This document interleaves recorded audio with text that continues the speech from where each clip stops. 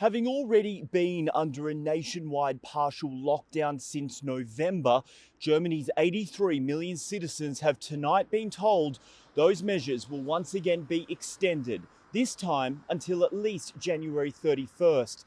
The decision comes after a high-stakes summit between Chancellor Angela Merkel and her 16 state premiers.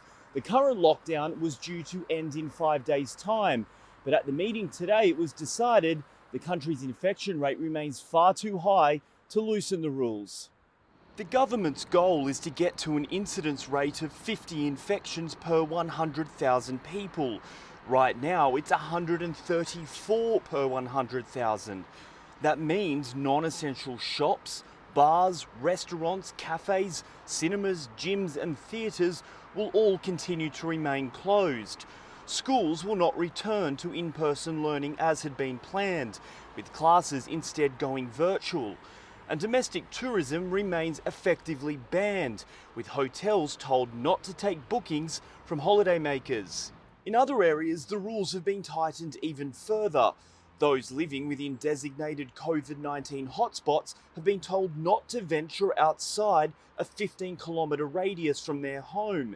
And households are being told they can only now meet with one single person from a different household.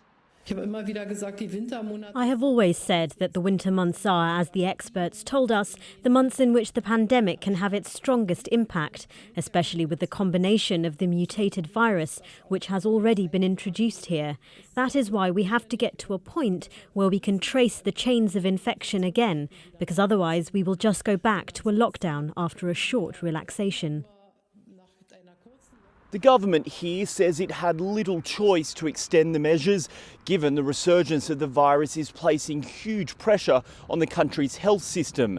But they do say hope is on the horizon, with the vaccination program expected to ramp up in coming weeks. Trent Murray, CGTN, Berlin.